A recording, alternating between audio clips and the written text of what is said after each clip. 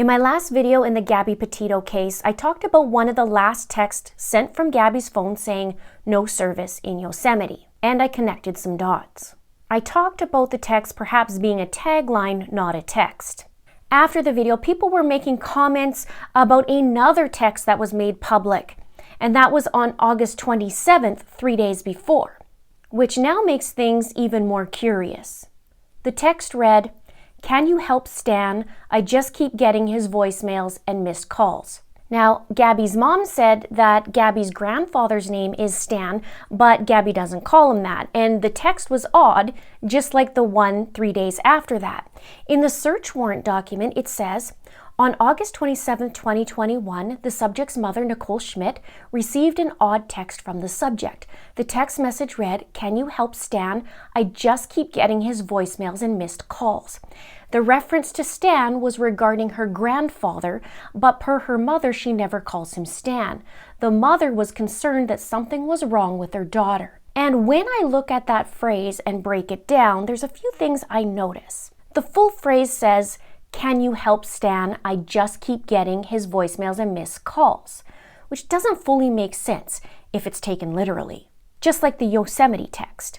And it doesn't make sense if it's referencing Gabby's grandfather. Why would someone ask, "Can you help Stan?" if I'm the one getting the voicemails and missed calls? Help Stan with what?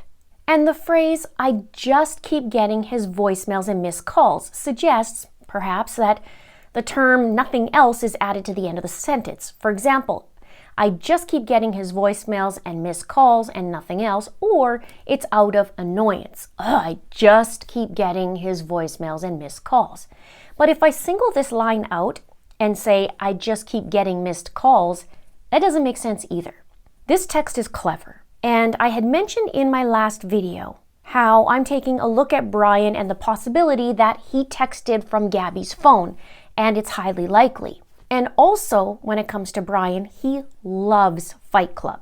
He's read several books and created several drawings on it and even quotes the movie and the book. And in Fight Club, the main character loved to be called clever. In the clip, the main character is talking to his alter ego, Tyler Durden. We don't realize it is until the end of the movie. But he says, "Tyler, you are by far the most interesting single-serving friend I've ever met. See, I have this thing. Everything on a plane is single serving." And Tyler chimes in and says, "Oh, I get it. It's very clever." And the main character says, "Thank you." Tyler says, "How's that working out for you?" Main character says, "What?" Tyler says, "Being clever." He says, "Great." Tyler says, "Keep it up then." Right up. And I thought the "no service in Yosemite" text was clever as well. And it is, and was. If you haven't seen that video, I'll have that in the description box below, or you can check it out right here or at the end of this video. And now here, 3 days before the Yosemite text, is this clever text, because it doesn't pertain to Gabby's grandfather, Stan. He's referencing something else. A song. In a song called "Stan" by Eminem, a guy named Stan was a fan of Eminem/Slim Shady. In the video, Stan wrote him letters, but he didn't get any back.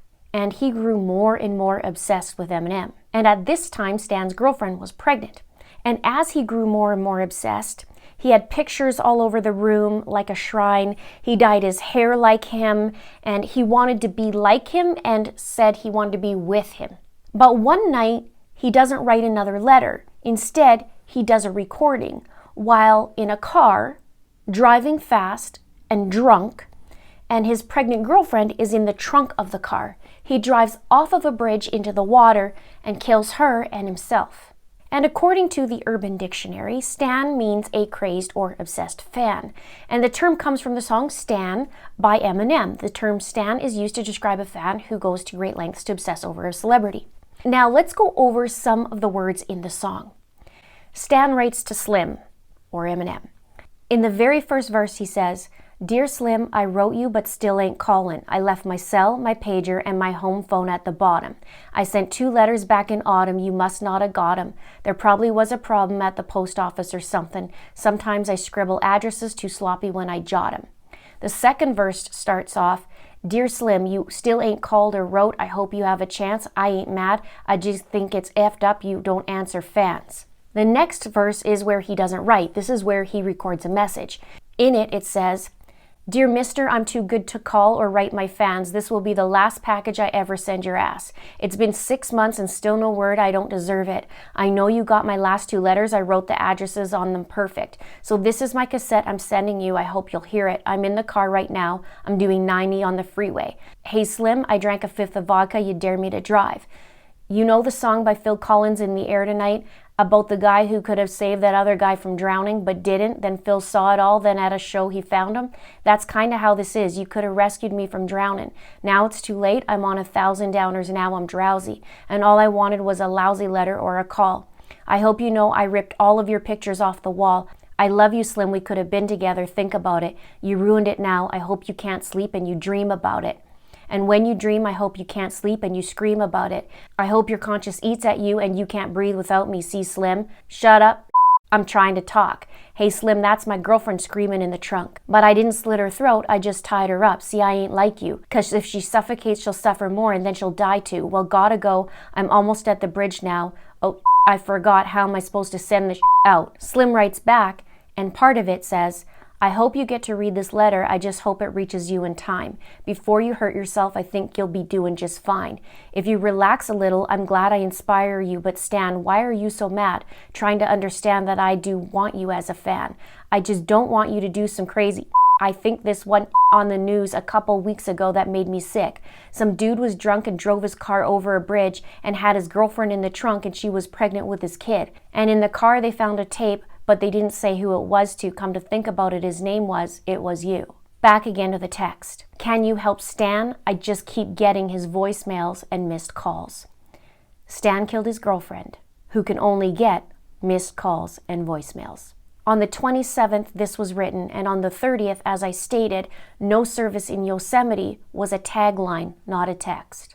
And this text 3 days before wasn't regarding Gabby's grandfather directly. It was another tagline and another tell, a pattern for the texter. Can't get a hold of Gabby, there's no service. And the word Yosemite, which means to kill others. 2 confessions in 3 days, with kill as the common denominator and silence in both. Then I visited Spotify to double check. And on Nomadic Static's Spotify page, I looked at his playlist and also looked at people he's following. And sure enough, I found him. Eminem. Coincidence? I don't believe in coincidences. And looking at the timeline again, Gabby's van was spotted on the 27th of August between 6 or 6:30 p.m. at the Spread Creek dispersed camping area, which she was later found in, deceased. Other YouTubers point out that at the door of the van, it looked open in the footage, and then it went closed. And Gabby's flip-flops were in front of the door. Not sure if it was Gabby inside of the van or if it was Brian. Now, another person came forward and they said they spotted someone who they believe is Brian. That would be the 26th.